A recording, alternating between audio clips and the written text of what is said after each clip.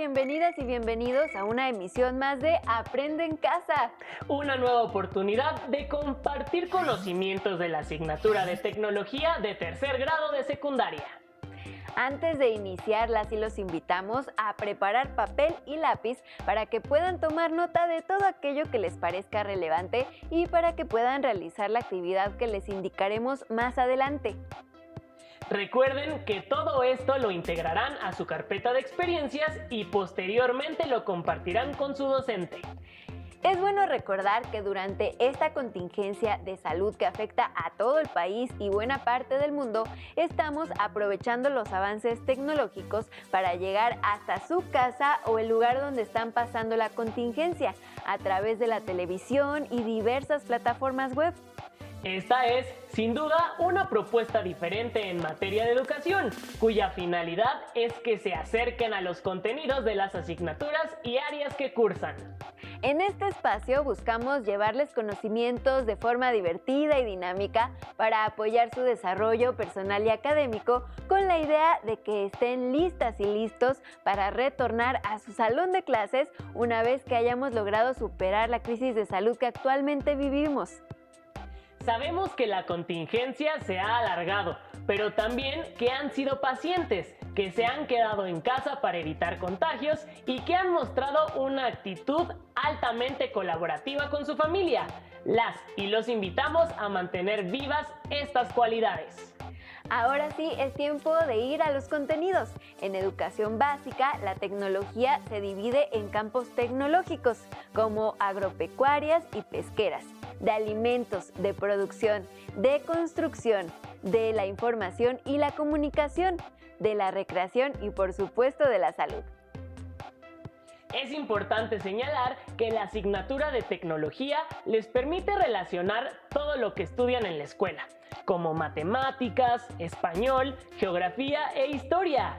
Y que esto contribuye a que desarrollen sus saberes y les den sentido, y les permite comprender cómo es que todo el conocimiento se interconecta para el desarrollo tecnológico que conocen y del cual seguramente algunas y algunos de ustedes son actores innovadores y creativos. En esta sesión abordarán el tema Criterios para evaluar un sistema técnico. Es un tema altamente interesante, ya que la tecnología se encuentra presente en la mayoría de los ámbitos de su vida, ya sea como usuarias o usuarios, creadoras o creadores, o bien innovadoras o innovadores.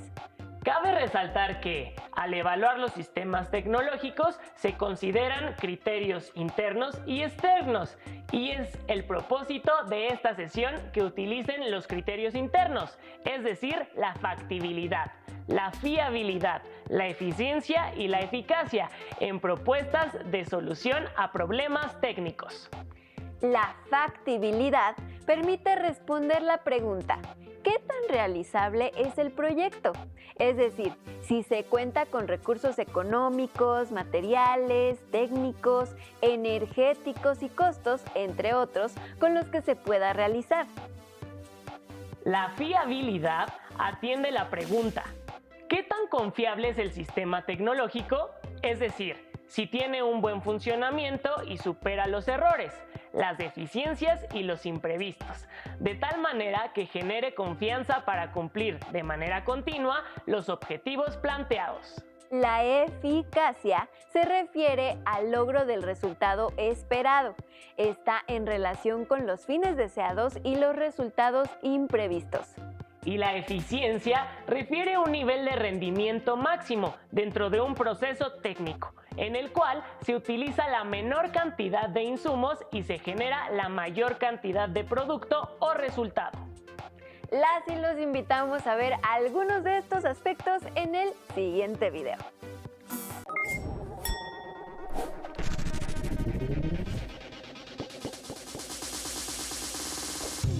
I'm Jasmine Lawrence, and I'm a program manager on the Xbox One engineering team.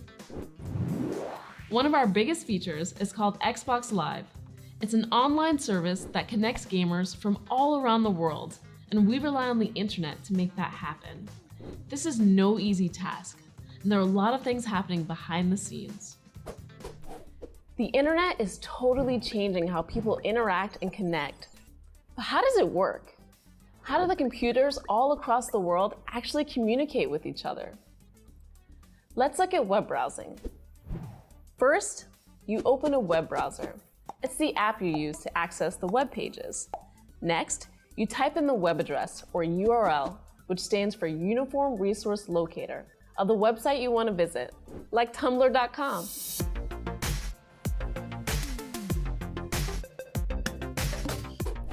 Hi, I'm David Karp, the founder of Tumblr, and we're here today to talk about how those web browsers we use every day actually work.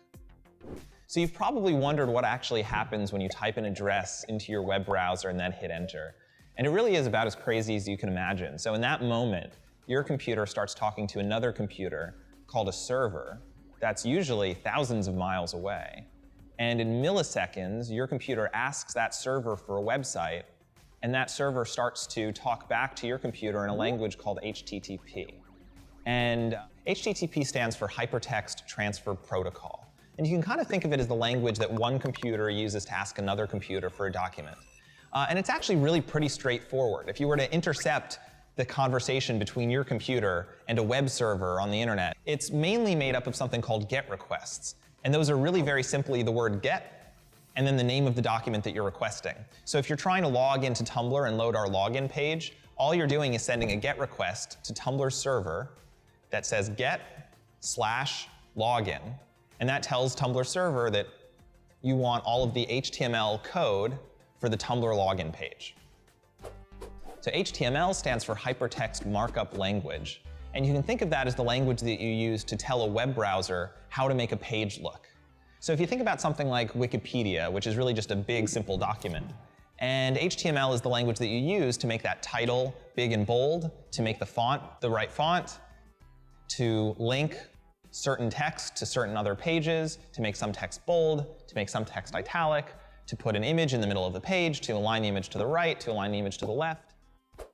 The text of a web page is included directly in the HTML, but other parts, images or videos, are separate files with their own URLs that need to be requested.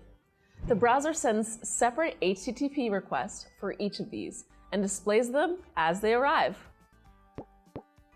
If a web page has a lot of different images, each of them causes a separate HTTP request, and the page loads slower. Now, sometimes when you browse the web, you're not just requesting pages with GET requests. Sometimes you send information, like when you fill out a form or type a search query. Your browser sends this information in plain text to the web server using an HTTP POST request. So let's say you log into Tumblr. Well, the first thing you do is you make a POST request. That is a post to Tumblr's login page that has some data attached to it. It has your email address, it has your password. That goes to Tumblr's server. Tumblr server figures out that, okay, you're David. It sends a web page back to your browser that says, success, logged in as David. But along with that web page, it also attaches a little bit of invisible cookie data that your browser sees and knows to save. And that's really important because it's really the only way that a website can remember who you are. And all that cookie data really is an ID card for Tumblr. It's a number that identifies you as David. And your web browser holds on to that number, and then the next time you refresh Tumblr, the next time you go to tumblr.com, your web browser knows to automatically attach that ID number with the request that it sends over to Tumblr server. So now Tumblr server sees the request coming from your browser, sees the ID number, and knows, okay, this is a request from David. Now, the internet is completely open. All of its connections are shared, and information is sent in plain text. This makes it possible for hackers to snoop on any personal information that you send over the internet. But safe websites prevent this by asking your web browser to communicate on a secure channel using something called Secure Sockets Layer and its successor, Transport Layer Security. You can think of SSL and TLS as a layer of security wrapped around your communications to protect them from snooping or tampering. SSL and TLS are active when you see the little lock that appears in your browser address bar next to the HTTPS. The HTTPS protocols ensure that your HTTP requests are secure and protected.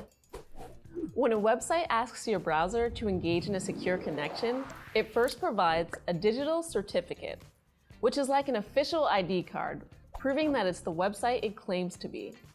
Digital certificates are published by certificate authorities, which are trusted entities that verify the identities of websites and issue certificates for them, just like a government can issue IDs or passports. Now, if a website tries to start a secure connection without a properly issued digital certificate, your browser will warn you. That's the basics of web browsing, the part of the internet we see day to day. To summarize, HTTP and DNS manage the sending and receiving of HTML, media files, or anything on the web. What makes this possible under the hood are TCP/IP and router networks that break down and transport information in small packets. Those packets themselves are made up of binary, sequences of ones and zeros that are physically sent through electric wires, fiber optic cables, and wireless networks. Fortunately, once you've learned how one layer of the internet works, you can rely on it without remembering all the details.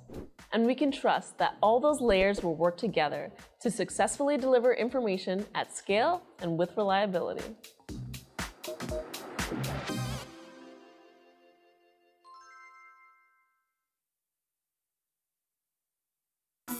¿Qué les parece? Genial, ¿cierto? El Internet funciona de manera eficiente y fiable. Sin embargo, se sigue evaluando y en función de ello cada día se realizan mejoras para que cada vez cumpla de mejor manera los objetivos para los que fue desarrollado. Por otro lado, seguramente alguna vez han enviado mensajes secretos. ¿Cómo lo hicieron? Tal vez utilizaron una clave o código descifrado únicamente por ustedes y las personas con quienes compartieron dichos mensajes. Les recomendamos leer el libro El enigma de los códigos secretos de María Mañeru. En él encontrarán métodos para esconder mensajes de las miradas curiosas.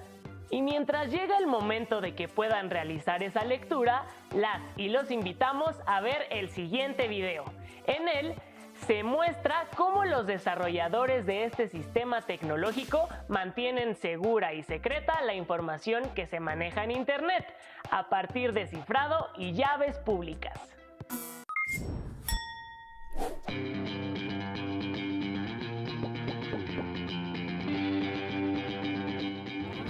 Hi, my name is Mia Gill-Epner. I'm majoring in computer science at UC Berkeley, and I work for the Department of Defense, where I try to keep information safe. The internet is an open and public system. We all send and receive information over shared wires and connections. But even though it's an open system, we still exchange a lot of private data. Things like credit card numbers, bank information, passwords, and emails. So how is all this private stuff kept secret? Data of any kind can be kept secret through a process known as encryption, the scrambling or changing of the message to hide the original text. Now, decryption is the process of unscrambling that message to make it readable. This is a simple idea, and people have been doing it for centuries. One of the first well-known methods of encryption was Caesar's cipher, named after Julius Caesar, a Roman general who encrypted his military commands to make sure that if a message was intercepted by enemies, they wouldn't be able to read it. Caesar's cipher is an algorithm that substitutes each letter in the original message with a letter a certain number of steps down the alphabet. If the number is something only the sender and receiver know, then it's called the key. It allows the reader to unlock the secret message. For example, if your original message is hello, then using the Caesar cipher algorithm with a key of 5, the encrypted message would be this. To decrypt the message, the recipient would simply use the key to reverse the process. But there's a big problem with Caesar's cipher. Anybody can easily break or crack the encrypted message by trying every possible key.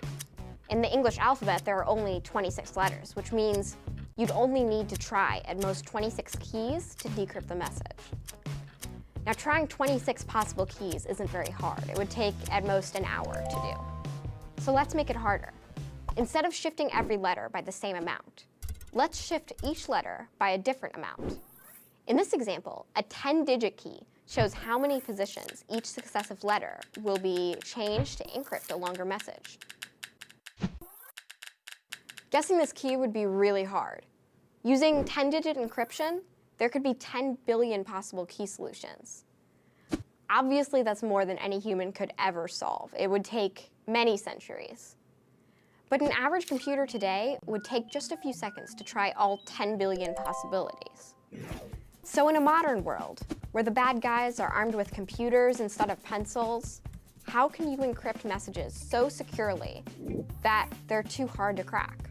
Now, too hard means that there are too many possibilities to compute in a reasonable amount of time.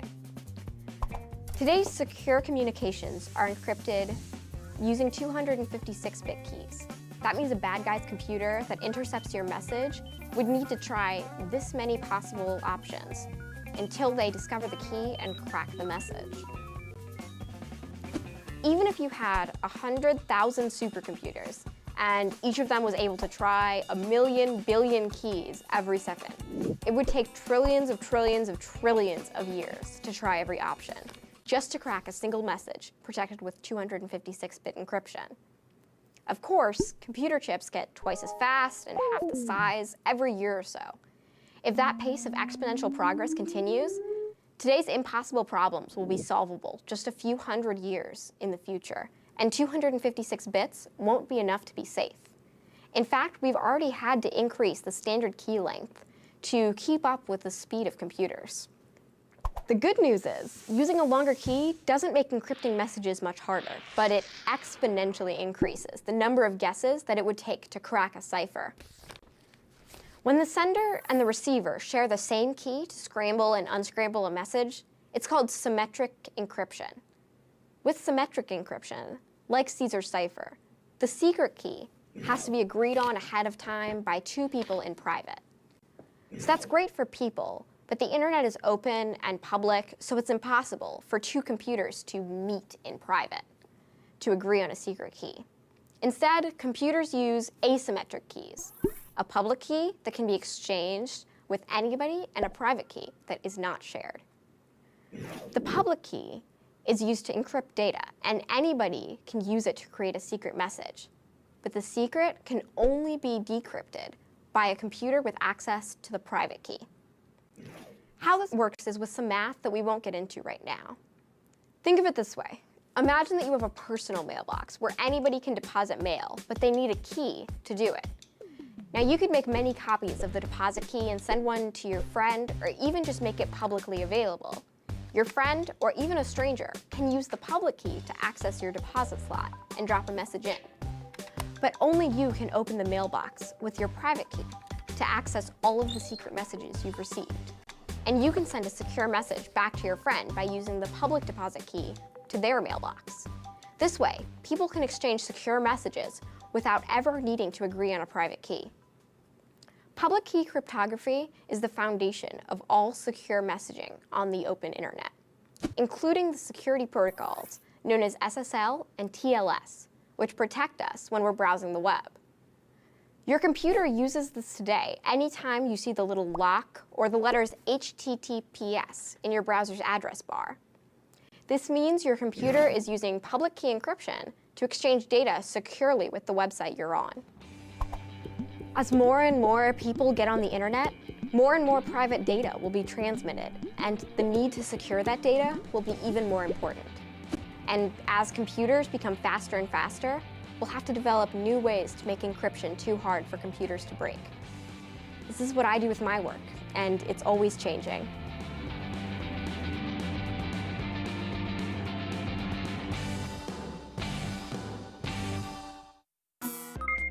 A partir de la información del video, ahora saben que en Internet es factible enviar y recibir información de manera fiable, eficiente y eficaz, pues cuenta con las características que lo permiten. Anoten algunas características de Internet que son muestra de su factibilidad, fiabilidad, eficacia y eficiencia. Después, reflexionen respecto a la relación que existe entre un mensaje secreto y el desarrollo de cifrado y llaves públicas de Internet. Compartan su reflexión con las personas adultas de su casa y anoten sus conclusiones. Y finalmente, guarden su actividad en su carpeta de experiencias. Existen personas que quieren conocer información de otras y buscan la manera de lograrlo a través de Internet. Por lo tanto, las y los desarrolladores realizan diversos sistemas de seguridad. Las y los invitamos a ver algo al respecto a través del siguiente video.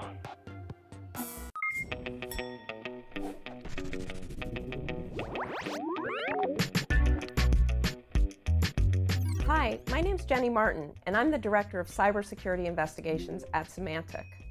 Today, cybercrime causes huge problems for society, personally, financially, and even in matters of national security. Just in the last few years, hundreds of millions of credit card numbers have been stolen. Tens of millions of social security numbers and healthcare records were compromised. Even nuclear centrifuges have been hacked, and unmanned aerial drones have been hijacked. This is all done by exploiting vulnerabilities in hardware and software, or more often by taking advantage of unintentional decisions made by the people using the software. The people committing these cybercrimes don't fit a single profile or motivation. It could be anyone from an international terrorist to a teenager competing for bragging rights. Today, the largest countries not only have a regular army, but also have a well-armed cyber army.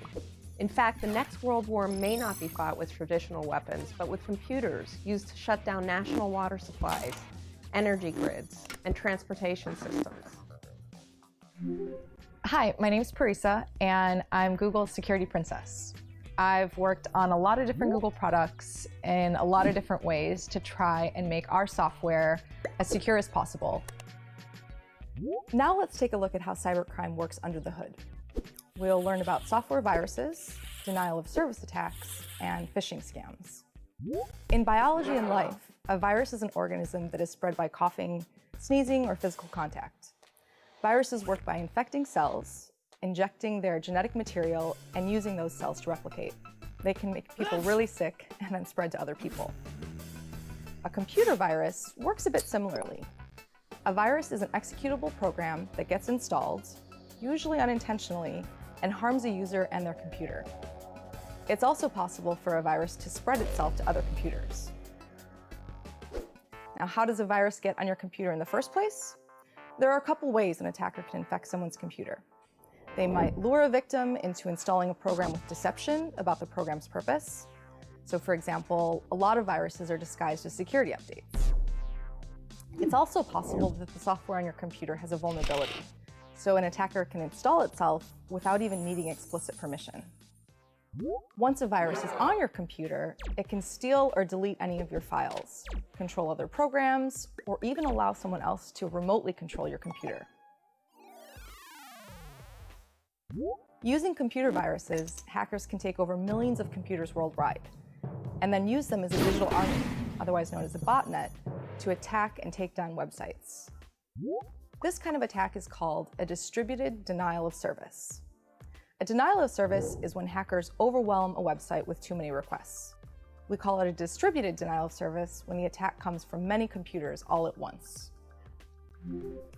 Most websites are ready to respond to millions of requests a day, but if you hit them with billions or trillions of requests coming from different places, the computers are overloaded and stop responding.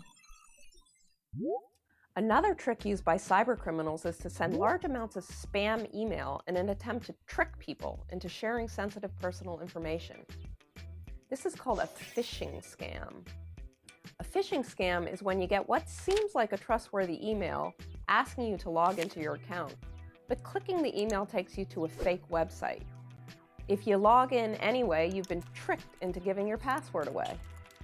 Hackers can then use your login credentials to access your real accounts, to steal information, or maybe even to steal your money.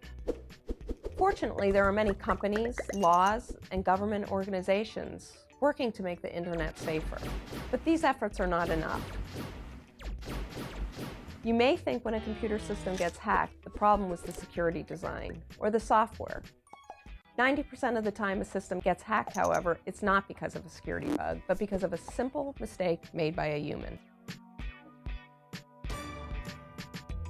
It turns out there are steps we can all take to protect ourselves.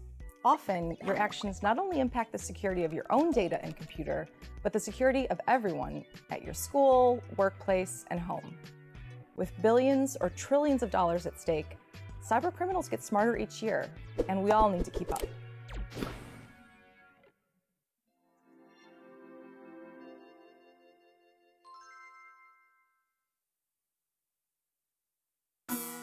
¡Maravilloso! En Internet hay mucha seguridad para que puedan buscar, enviar y recibir información. Sin embargo, para mantener su información segura, deben poner algo de su parte.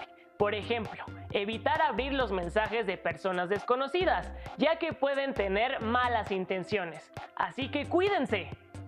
De acuerdo con la información que vieron, reflexionen en torno a las siguientes preguntas.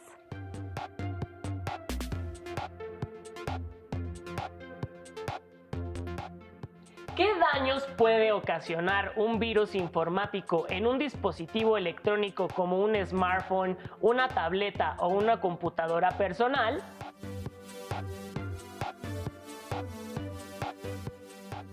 ¿Cómo pueden protegerse de un virus informático?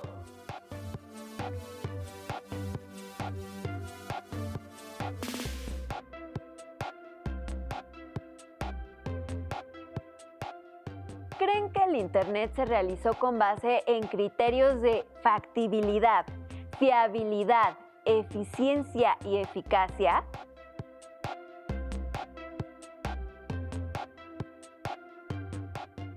Comenten sus reflexiones con las personas mayores de su casa e inclúyanlas en su carpeta de experiencias. Lamentablemente, el tiempo se nos ha terminado, pero recuerden que pronto tendremos una nueva cita aquí, en Aprende en Casa. Un espacio en el que pueden aprender los temas del grado escolar que cursan. ¡Hasta pronto! ¡Hasta pronto!